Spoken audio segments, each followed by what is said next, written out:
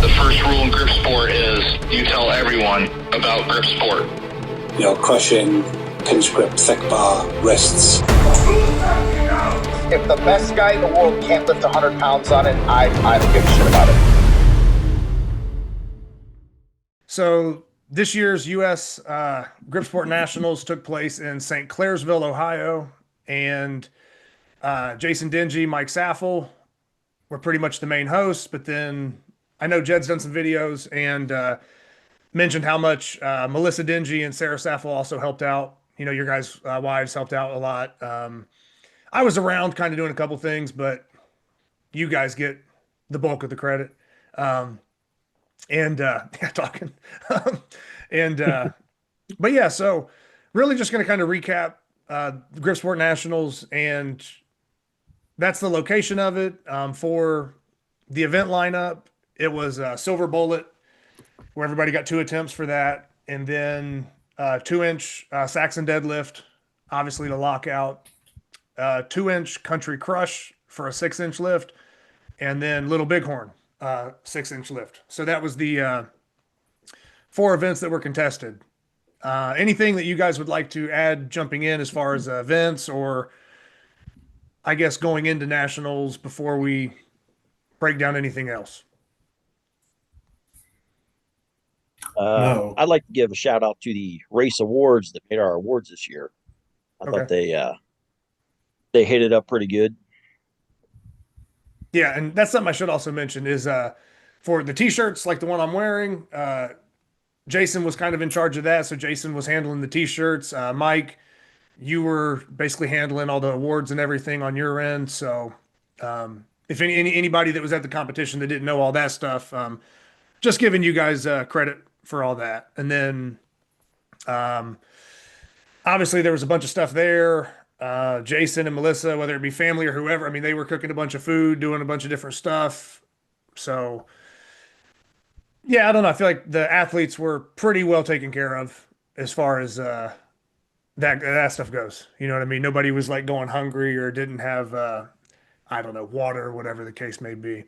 But yeah, Jason, you basically were like the main host. You put in for the voting. Did you expect to win the voting, or were you not sure? Just curious. You never know. Yeah. Yeah. So usually there's more people from the East. And yeah. Because normally it's been in the East, so. Yeah. But so really it hadn't been out West until 24 when Will Giuliani hosted it and got a pretty good turnout with some good people there. Yeah. So I'd say probably this is just kind of random talk, but I think the last 2 years of nationals were probably the strongest lineups in a while. Now, I mean, there was definitely some in the past that, I mean, had some pretty stacked divisions and stuff, but last 2 years, I think nationals has been kind of evolving and improving pretty good. So just to add to that, we had people coming in from Colorado, Florida, I guess New York, New Jersey. I don't know where everybody was from, but I'm just saying we had some people flying in. We had people driving pretty good distances. Yeah, Washington. Yeah, Derek came in from Washington. So I think that was cool. Massachusetts. Yeah, David Reynolds from Massachusetts. So yeah, I think that was cool that I didn't do the math on it, but I mean, we probably had about, I don't know, 7 or 8 different states or more that probably showed up. So I thought that was cool. And yeah, it sounds about right. Yeah. So I don't know. So with already kind of covering what the events were, kind of breaking down a little bit of like trophies and stuff like that, or the shirts, and just giving credit for some of those things, I guess we could just jump in with some of the actual results. And really, I mean, we basically had 4 women's competitors, if you will. Sarah Chappelow took the overall, Melissa Dingey second, Sara Saffell third, and then Emma was in the teen division, but if we group Emma in there for the overall points, she technically would have been 4th behind them. But I don't know, Mike, were you and Sarah really training a lot for this competition? Because I know you had said that you hadn't been training as much, but just kind of whatever. Sarah's been training a little bit more. with the new house and everything, we've kind of been messing with that a little bit. I'd say she's been a little bit more than I have. I I get lazy at certain times of the year, and I gotcha. so yeah. I And just wasn't sure if, yeah, I keep going. my silver bullet will tell you how much I really wanted to train that thing. So we'll get there. But yeah, I don't know if there was any surprises really with the women's standings, or if that was, it's tough to say. I feel like for the most part, that kind of went probably how people would think. But like I said, I don't know how everybody was feeling leading into it and all that. But that's starting with just the women's overall there. Did you guys have any other stuff that you wanted to mention? I mean, I could kind of go down each category if you wanted, or like I said, I know, Mike, you said you didn't have numbers in front of you. Jason, you probably don't have them on you right now. No. I can. I No, can you're, look at it if you- you're good. You're good. But yeah, I'll just kind of summarize some of the women's lifts here real quick. So Sarah and Melissa both got time on the 2.5 Captain's Crush. Sarah a little bit over 8 seconds, and Melissa almost at 4 seconds. And then, well, I mean, it's basically all the way in order from every event. So basically, I just named the overall. Every event ended up in that order, so there was really no shuffle. There was a 5 pound difference between Melissa and Sarah on Saxon, pretty close, and then the rest of the stuff is kind of spread out. Top lift for Saxon Bar, Sarah Chappelow hit 160 pounds on the 2-inch Saxon. Melissa wasn't far off at 145. And then Country Crush, Sarah hit 285. Melissa hit 210. And and that's where Sarah and Melissa were close. It was actually on Country Crush. Melissa hit 210, Sarah hit 205. So pretty close there. And then Emma pulled a pretty big number as well, 165. I don't know how that compares with like the rest of the women's categories and stuff, but I feel like that's a pretty good pull considering that Emma's like in the teen category. 12. Yeah. Oh, so she's 12 still. Yeah. 'Cause I know she's like in the 11 to 13 for King Kong or whatever it was. Yeah. Okay. She's a Ute. She's in the Ute category. Right. And then Little Bighorn, Sarah hit 166 pounds for the top lift there. So like I said, I mean, there wasn't a huge turnout for the women, but there was enough to fill a podium.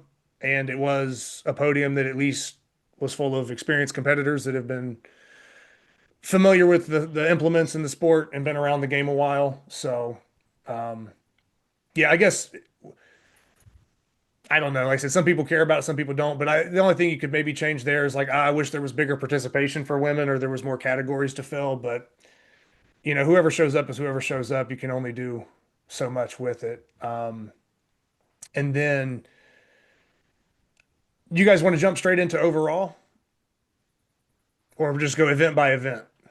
I'm gonna go event by event because I want to see, Jason, how you feel by event or whatever, or because you were up there with the silver bullet and stuff like that, and Mike, we can get into your silver bullet too if you want, but definitely not top 5 so or 10. So Jason, in my opinion, I thought the silver bullet was going to come down between Jalen Worley, Jedd Johnson, and yourself. And for silver bullet, we had people draw numbers out of a hat to see what order they were going to be in. And out of those 3 people that we all kind of assumed would have the longest hold on the number 4, you went first. And you had about 18 and a half seconds, just under 18 and a half seconds. How did you feel with that hold going in there and going first before the other guys? Oh, I mean, that was really good for me. So I was happy with it. Okay. And then do you feel like going before them? I don't know. We weren't really. Nobody was calling out the time. Yeah. I didn't know. We weren't doing that, so I didn't know. And I don't think those other guys knew exactly where they were at either. Yeah, unless it's just I missed wild. No, it's just wild to me because you came out, And like I said, I pretty much figured it was going to be between you three on that event, but you hit 18 and a half seconds or 18.44. Jedd was after you. He beat you by 1 second on the event. And then Jalen came in after him and beat him by 1 second. So I think that for the men's competition, things really got interesting right off the bat because all of you guys were just like fractions of, just within a second or fractions of points off of each other to begin that. I would say I shouldn't say surprise, but maybe surprise. I think the two surprises for that is if I go by like the top five is Cliff Keener came back his second attempt and locked in a 4.3 second hold with a number 4, which judging by the first attempt and other stuff, I don't know if anybody thought that he was going to put some time up on the 4, but Cliff was able to pull that off right there at the end of his attempt, which was pretty cool to see. And then I would have given him a 0% chance to do that after on his second, because he did a 3.5 the first. Yeah, first and round. he held it pretty long too. Yeah, but then the second, but he didn't get it till like 50 seconds into the minute. Yeah, it was like the last. It was He like missed like a couple times. He had it in there but couldn't get it. I'm like, well, there's no way he's gonna. And then with like 10 seconds to go, he gets a hold on it, and it was. Yeah, I think once he started wild. yelling, that's when it actually went up. Yeah. Yeah. Cliff When just he feeds starts off the yelling, crowd. things happen. Yeah, it was And pretty crazy. and then Andrew Kiro got a good time or a good time. I'm just saying like good as in like just logging any time, but a valid time, because I think the minimum was at least like a 2 second hold or more Yeah, for 2 it to seconds. count. Andrew and Luke Raymond were the only other two I think that got holds on the number 4, but Andrew had a little bit more time than Luke, I believe, by maybe a half second. But I think that got the competition off to a strong start because I can go over some of the simple stuff that Jedd covered. He did some stuff on his channel talking about this, but we had 6 people that got time on the number 4 to start the competition. So to me, I wouldn't have guessed that. I would have thought, the 3 J's, Jalen, Jedd, and Jason probably would have obviously logged time. Maybe Luke, but yeah, Cliff and Andrew bouncing in there kind of shook things up, or at least surprised me for that. Is there any other things that you can think of for Silver Bullet that was pretty good? I'm trying to kind of run through some of the. No, Vinny got a long hold on a 3.5. Yeah, Vinny Reveles, who's longtime competitor, 74 kg class. That was a. Yeah, and I know that doesn't technically. It doesn't technically go into the, I think, database because he would have had the record, but we didn't have the official set. Official. It was in Australia. The Australian cats were borrowing that basically the same day. But the gripper is what it is. It was rated and it was timed. So really, whether it goes on a website or not, Vinny did what he did, and that was an awesome hold to see. So Vinny did really good on a 3.5, and then. I'm not 100% sure if this was Cam Dennett's first competition. I know he qualified for it, but he also got a pretty good hold on a 3.5. Yeah. So for him being kind of newer to grip competition and just, basically. I think this was his first. I think I thought he qualified by a video submission to Jedd. I think it was video submission, but yeah. So, he locked in, a 3.5, and I don't know the exact time that he hit on that, but it was pretty good. Like him and Vinny both held really good times. I think Vinny's was like 17 seconds or something. Yeah. Maybe a little bit over. So shout out to those guys. Getting time on the 3.5. From there, I don't know if everybody else kind of went down to a 3, and that's where most people ended up, but those were kind of more of the significant holds for the number 4 and the 3.5 on Silver Bullet. So yeah, because even though those guys didn't get time on a 4, it's like getting time on a 3.5 like that is pretty serious, especially considering those are kind of lighter weight classes too. then we went on to Saxon Bar from there. Mike, you made the top 5 here. But I didn't suck on an event. Woo! but so going up through Saxon, it was pretty competitive. I mean, outside of Jason walked away with this event with 310 pounds. So nobody was really matching Jason on that event. He was up 270, 280, 290, and even when he was getting the down call, he was still holding it for like 2 or 3 seconds at the top and kind of warming up almost. So Jason was the clear victor on that. Below that, though, we did have 5 people, or actually, well, I guess technically 6, really, that, yeah, I think 6 people or so that lifted 250 or more because Devin Lee Brown hit 250. Mike, you hit 255. Cliff Keener hit 260. I was at 280, and I was trying to chase Jedd and Luke and just give them a run for their money and take them out, but they both hit 285, and then I think they went up and failed 290, and then from there, Jason went ahead and just picked whatever attempts he was doing and topped out at 310. Did you try one more attempt after that, Jason? Use that Ohio humidity to his advantage. He did. Yeah, I was close with 315. It was above my knees, and then but Okay. couldn't walk her in all the way there. Yeah, and then I don't remember.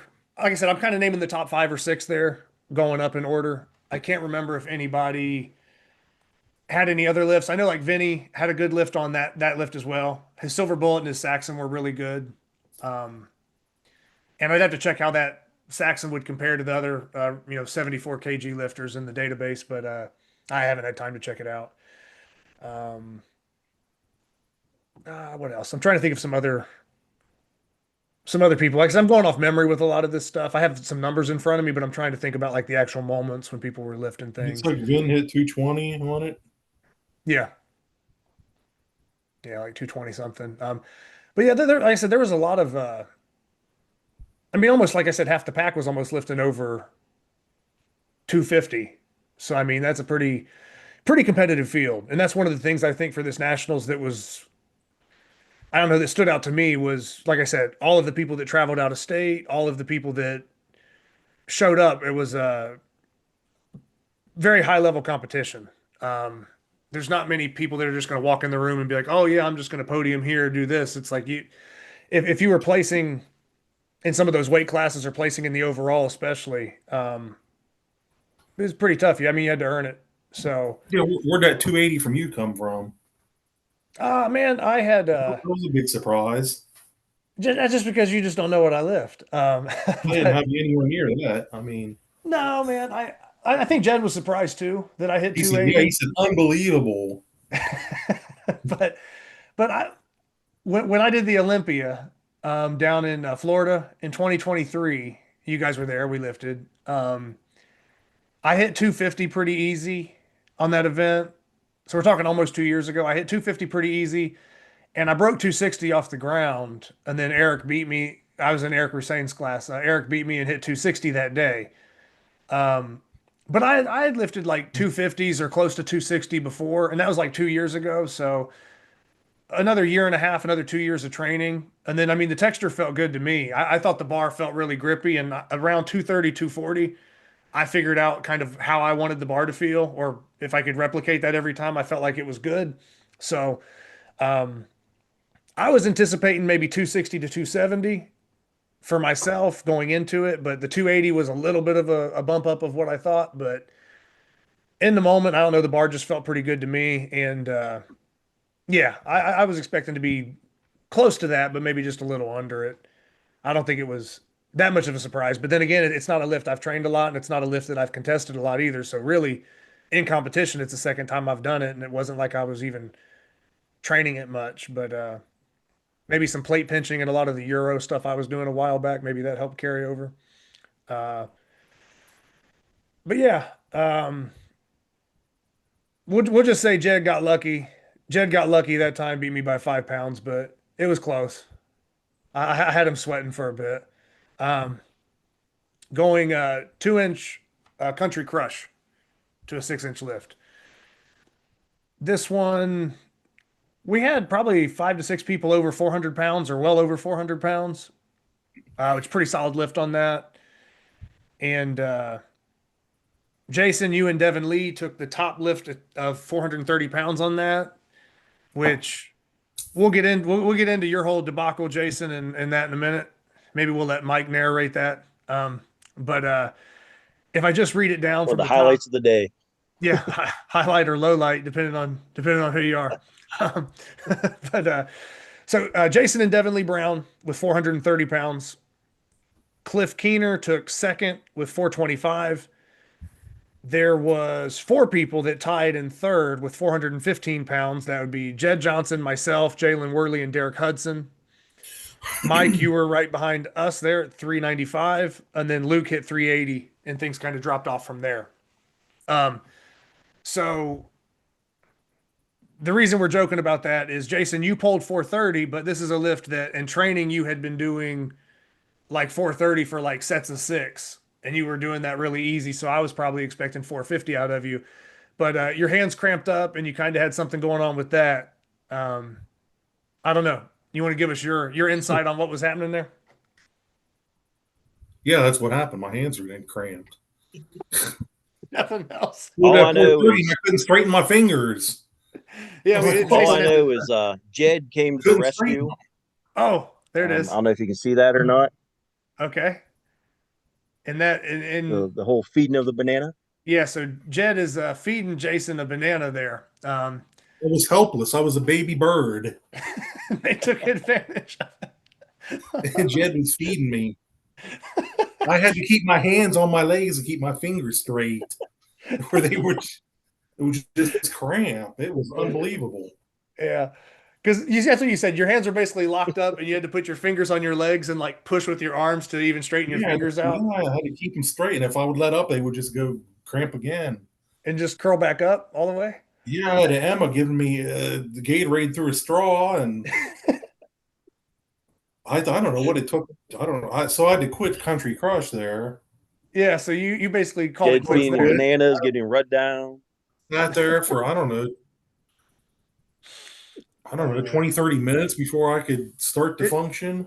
It took you a while to get your bearings back. And meanwhile, Bob you gave got me some electrolyte powder, and I think Cliff gave me some Pedialyte or something. I was downing all that stuff. so Jedd gave him a rub down.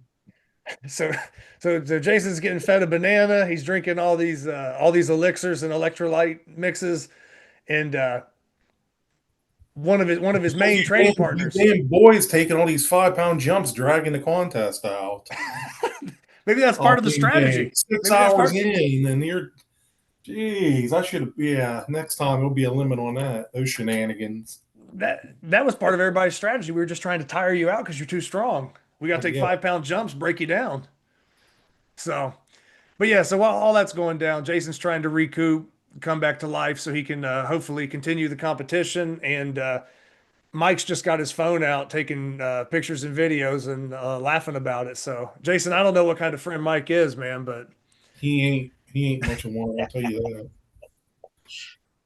that. Even in my crippled state, I still beat him on the Little Bighorn. So what's that say? I mean, Oh boy, there we go. Mike just wasn't training that. He was doing other stuff, man. I guess. I got 7 businesses, and that's good.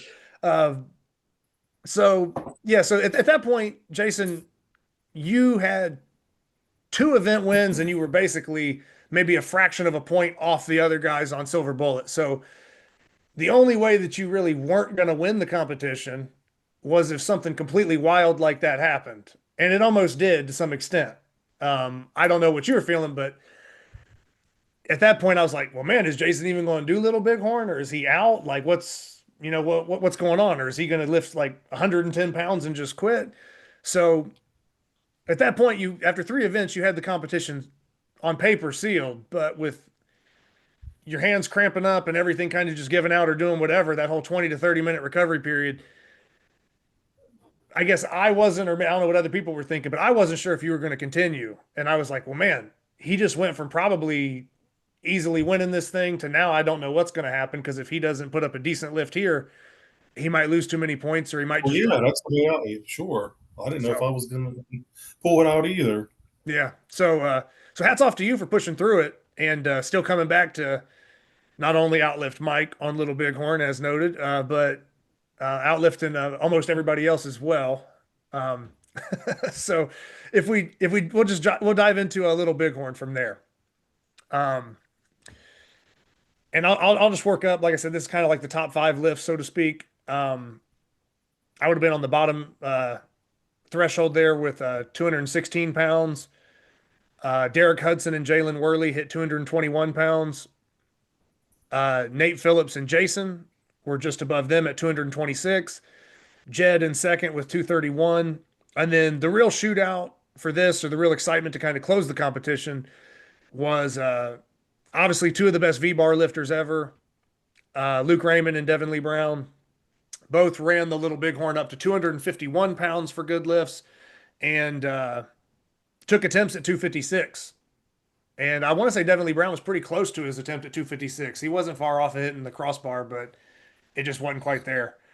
But and that pretty much closed the competition out for that event.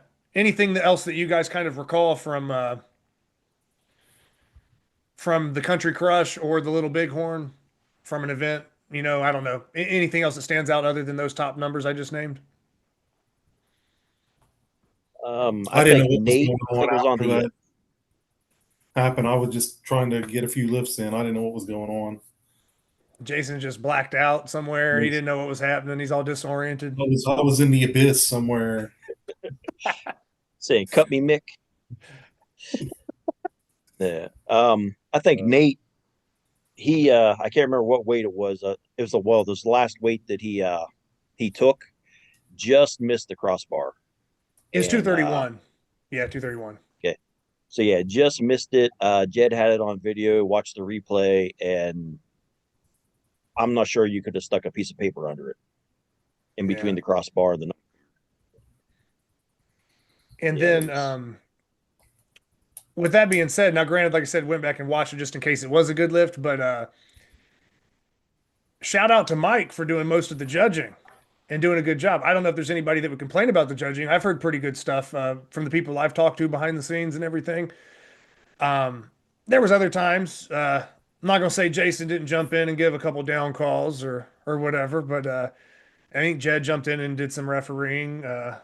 But Mike, you really did do most of the reffing, and Saxon can be tough sometimes with the lockout, and then on some of these events with the knock bar hitting the crossbar, it's usually pretty clear cut. But I feel like this competition, there was quite a few lifts that were pretty borderline or pretty close. So I think I mentioned to you that I wouldn't have wanted to have traded places with you. So I'm glad that you took on the judging, but I think you did a phenomenal job. And yeah, I didn't really mean to. Yeah, just accident.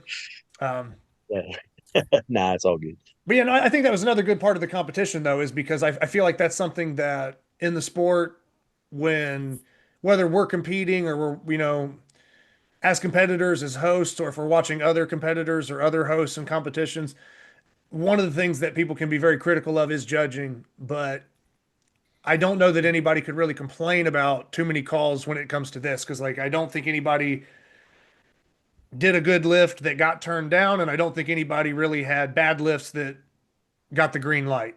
So I feel like across the board that was pretty consistent with the judging there. And like I said, Mike, you were doing the bulk of that. So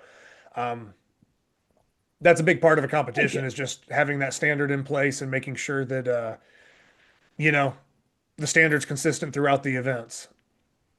And I know I mentioned all the events. I could kind of go down through the overall points for the men if you guys wanted. But for overall points, with 4 events, basically it's percentage-based scoring. The highest you can get for winning the event would be 100%, obviously. So the highest score possible would be 400 if you were to win all 4 events. Jason, you took the overall title, and so you're now the U.S. Grip Sport National Champion. unifying the belt because you're also the current North American grip sport champion. So now you have both belts. So True.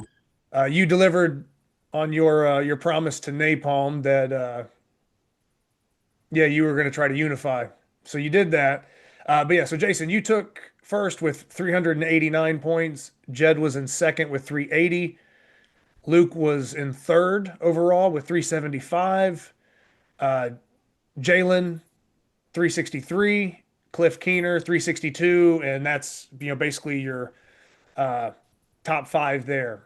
Not going to read off every person's name that did it. And then from there, if we were to break down like class wins, Vinny was basically in a class by himself, so Vinny would have obviously taken the 74 kg win. Pretty solid podium at 93. Devin Lee Brown and Nate Phillips took second. So Devin Lee Brown took first, Nate Phillips in second, and then Andrew Kiro took third place there. Going up to the 105s, Luke Raymond won. Cliff Keener took second. I was in third for that class. Jedd and David Reynolds were in the 120s. Jedd took first there, David second. And then for the 120 plus, it was Jason in first and Jalen second, and then Derek Hudson took third in that class. Did I miss anything with that, or do you guys feel like that was pretty accurate? So I'm going off memory on some of that. Yeah, that's it. Okay. Pretty accurate. I decided to be fat and not lose weight. So I could have podiumed, I guess, in the 120, but didn't. Yeah. Well, you know what you should do is you should go into the comments and tell everybody that, or you should type a couple paragraphs and post about it and just tell people, hey, if I really wanted to cut that weight, I could have podiumed, just so all your followers will There know. you go. All 5 of my followers. Yeah. But like I said, that kind of covers most of the numbers or just what's on paper.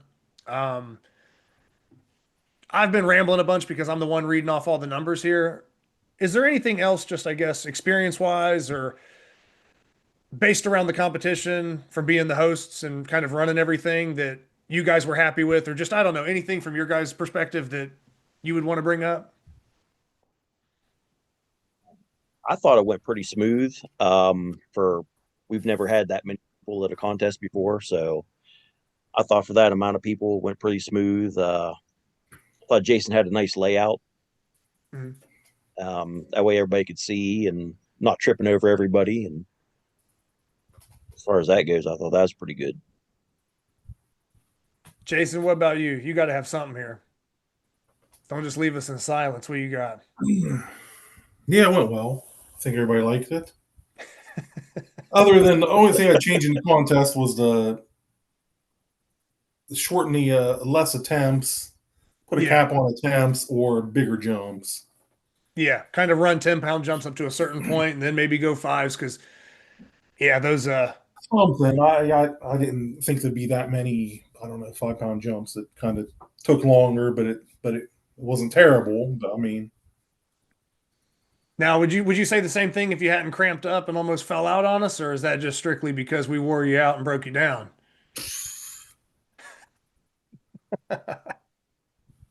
climb, what a climb! Yeah, but he doesn't get fed a banana by Jedd very often anymore. No, it was nice. It was nice. Been a while. I'm starting to wonder if that was maybe part of his plan. Maybe that was him. Maybe he didn't even really cramp up and he was just faking it just so he could sort of like live like a king, have people feeding him fruit mid competition. He's somebody fanning him with a big leaf.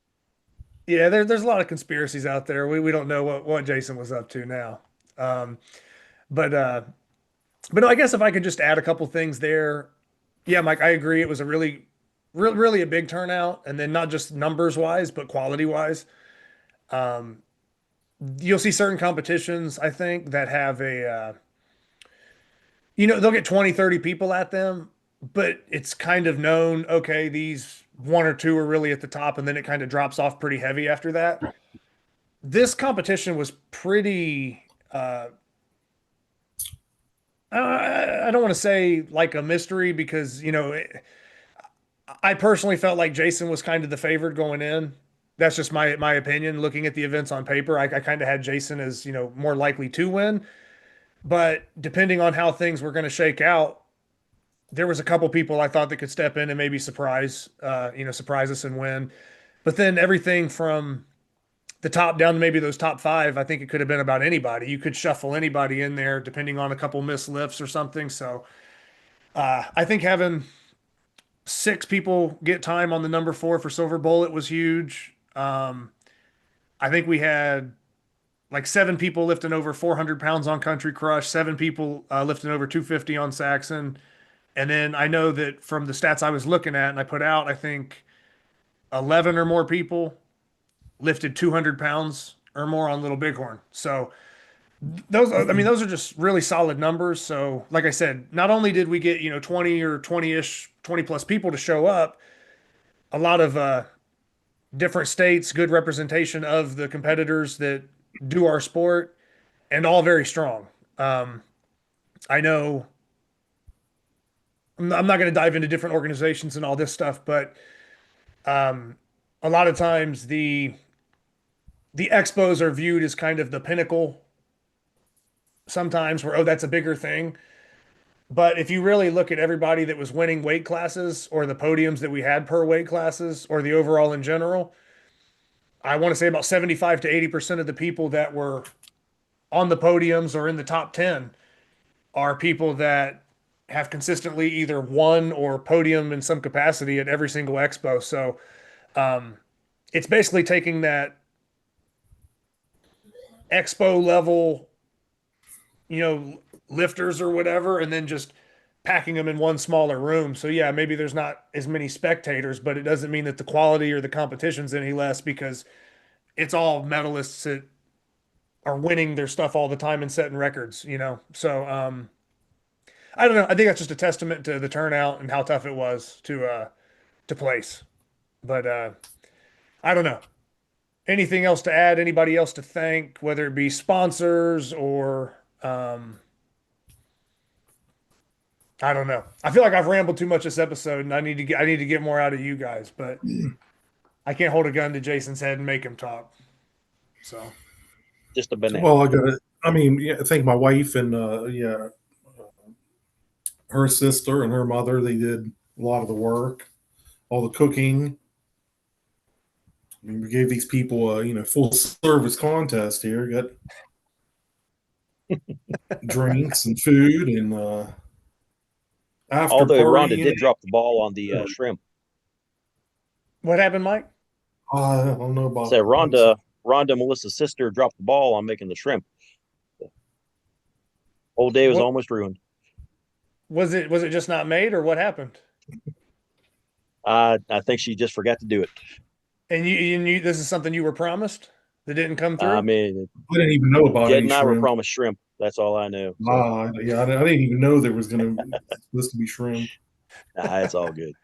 No, Yeah. all the food was great. It was good stuff. What went into it? It was we definitely lost money on this deal. I'll tell you that. Or maybe you guys did. I profited huge. Well,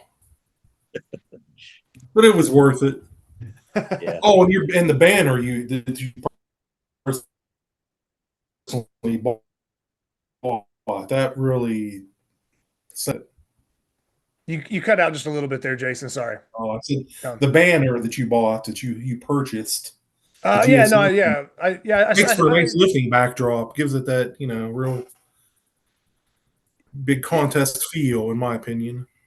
Yeah, and then since you had the stall mats lined up, it was technically a raised stage, right? So Raised I only lift on raised stages. nothing like lifting on the raised stage, right? So no, I thought that was a good addition. Like I said, I mean, sometimes these competitions are held in smaller venues and people aren't at they're not at expos or they're not at these bigger things and whatever. But I think that at least gave a good lifting backdrop that, I don't know. I mean, I think it comes off a little bit better. And I think it at least shows people that took the time to travel and show up that like, hey, we were putting effort into it, whether it be through the food, the judging, plate loaders, just everything the way it was set up. hopefully everybody could tell the effort put into it. Because like I said, we were trying to set all that stuff up to make for a good competition so that, you know, nobody wants to fly or drive 8 hours or do something crazy and then show up and be like, man, these people put minimal effort into this, you know? So um, hopefully everybody had a good time. It seemed like it. Everything I've gathered was good competition. I would, like I said, this is not a put down on anything in the past, but I think for a Grip Sport Nationals, it might have been one of the biggest and most competitive stacked fields there's ever been. It would be tough for me to think that past lineups would be able to lift as well on this event lineup. I don't think it would have shaped up that way. So I don't want to be one of those people that, you know, as kind of helping co-host or whatever. I don't want to say, oh, well, we did the best job. You know, I feel stupid kind of talking about myself or something that I had a hand in a little bit. But yeah, I think that you guys doing things the way you did and how everybody kind of brought it together, I would say if it wasn't the strongest U.S. Grip Nationals that's ever been hosted and the most competitive, then it has to either tie with something else or it has to be the best. Because I don't think there's anything in the past that would have topped it. I don't know. At least depth wise, I don't think so. So, but yeah, like I said, I don't want to hold you guys up too much or just keep rambling and talking in circles. I covered most of the lifts, covered a couple of those moments. Like I said, Jason about falling out, other key moments where people maybe pulled off some lifts we didn't expect. And yeah, just trying to give credit to everybody that showed up and everybody that lifted. It's tough to name everybody, but trying to cover as much as I can. But yeah, any closing words or last second things to add in? I think you might have missed Scott Fike coming in for the Masters. Masters, yep. Him and Vinny, Masters. Yeah. You're right. Yeah. I've been yelled at before on recaps because sometimes I've left out Masters, and if I if I leave out the 50 and up, then they'll yell at me for that. And then if I mention the 50 and up, then someone will come in the comments and be like, well, what about 60 and up? And then it just, yeah. So no, right. I've been guilty of skipping over some categories before, but no, yeah, we did have some Masters lifters, Vinny and Scott Fike. So even though Vinny was in a weight class, Vinny also, he's the lone 74 kg lifter, but he also was in the Masters category as well, which for Vinny's weight on that 3.5 silver bullet hold, I don't know if that would matter Masters or not, but yeah, whether it's the weight or in a Masters category, that was big. And Scott did lift pretty well too. I don't know if maybe some of the events he wasn't as familiar with, but I'm going off memory here. I want to say he lifted really well on the Country Crush. I felt like that might have been his best event of the day. I think so, yeah. I feel like I don't have the numbers off the top of my head in front of me. I just had like the top 5 done. 330 or so he did. Okay. But yeah, I thought it was almost more than that too. Like I said, I could be wrong, but I remember Scott doing really well on that lift. Because I had a chance to kind of talk to him a little bit while I was bouncing around, and it can be tough to cover everybody. But yeah, Scott and Vinny were the 2 Masters lifters, and Jason, you technically would be a Masters lifter, so we know you're over 50. So don't try to hide it by just lifting in a regular weight class. But yeah, Mike, how far are you off of Masters? You're still good, like for a long time, right? I'm 48, so ooh, you're creeping up getting there, but not quite there yet. I don't want to drag it out anymore beyond the recap, but I don't think everybody's going to do this. But this is just something funny that I thought about was like, if somebody is in the Masters category, in the next couple of years, there's a lot of people that are sort of on that like threshold getting ready to be eligible for the 50 and up, because you have like, Mike, you said you're 48. I think Eric Rusain's 48. Jedd can't be too far off. Jedd's got to be like 46, 47. I think he's 47. Okay. But I'm just saying, like, in the next 3 or 4 years, there's like, there's almost going to be like some of the biggest lifters in the sport could technically be under the Masters category as well. So it'll be interesting to see. But like I said, I think certain people will probably just stay in regular weight classes as long as they're competitive there. But yeah, I don't know. Any last thing? Like I said, I'm just rambling on about nothing at this point. But I thought it was a great nationals. Like I said, my opinion. I've been in the sport, 4 to 5 years now, but it was probably my favorite nationals. I did like going up to Jedd's in 2023. I thought that was pretty good, but I feel like this lineup was a little more stacked and more people kind of traveled. So I thought this one kind of edged it out. But yeah, I don't know. Anything else? Like I said before I shut it down. I was a fan of just hanging out, kind of making fun of each other, sitting out at the bonfire, that sort of thing. You don't really get that at like the big expo shows. Just more just hanging out. Yeah, I guess it is true. It's a little more personal, or personal in like a good way, not like a bad way. Like, you know what I mean? But yeah, I mean, everybody after you lift, Yeah, we had almost, I don't know, half the people stayed. Jalen, Sarah, yeah, just hanging out. Derek, you, Luke, Jedd, Yeah, so Mike, people and Sarah. got to hang out at the bonfire and On. yeah. So Derek Good didn't want to leave. prophecies. He stayed till Monday. yeah, Derek's trying to hang Couldn't out get there. rid of him. That's because Jason's got, like I said, it's a full service. Jason's got full food platters laid out. He's got bonfires. He's taking people up on tours on the mountain. It's just a full experience there. So yeah, that's why Derek didn't want to take off. Um, but no, like I said, I think you guys did awesome.